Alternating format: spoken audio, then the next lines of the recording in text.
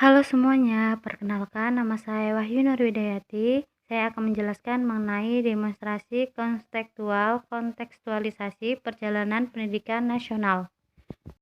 PPG Prajabatan Gelombang 2 2022 Pendidikan Guru Sekolah Dasar Universitas Lampung. Baik, langsung saja ke materi perjalanan pendidikan nasional. Perjalanan pendidikan nasional di Indonesia telah terjadi perubahan di masa ke masa, dari masa penjajahan kolonial Hindia Belanda hingga masa sekarang. Pendidikan zaman kolonial, para petinggi bupati menginisiasi adanya sekolah kabupaten 1954. Pendidikan ini hanya berfokus pada mendidik para calon pegawai. Lahirnya Sekolah Bumi Putra 1854, yang mana sekolah ini hanya mempunyai 3 kelas saja. Maksud dari mendirikan Sekolah Bumi Putra ini tetap tidak berubah dari tujuan pendirian sekolah kabupaten sebelumnya.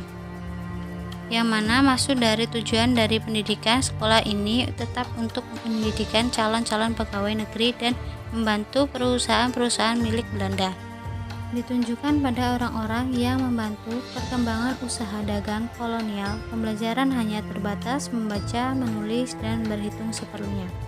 Pada era kolonial hingga Bumi Putra, pendidikan hanya difokuskan untuk memenuhi kebutuhan pemerintah pada saat itu. Sekolah Budi Utomo 1908, adanya sebuah kelonggaran dari pemerintah Hindia Belanda melahirkan kesempatan bagi para calon menteri atau dokter jiwa untuk dapat memperoleh pendidikan.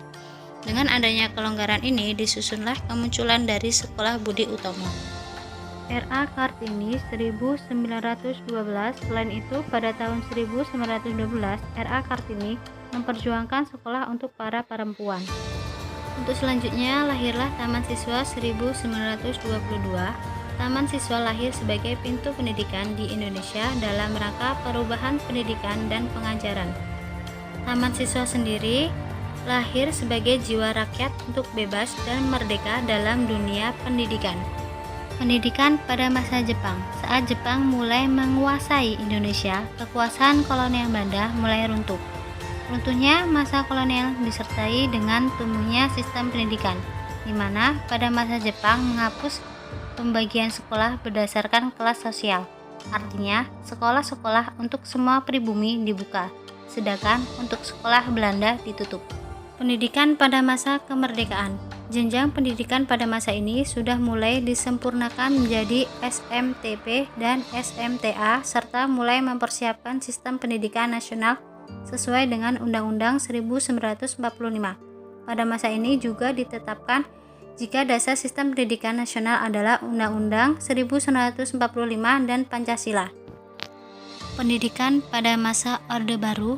Pemerintah Orde Baru melakukan usaha pembangunan terencana dalam Pelita 1, 2, 3, dan seterusnya.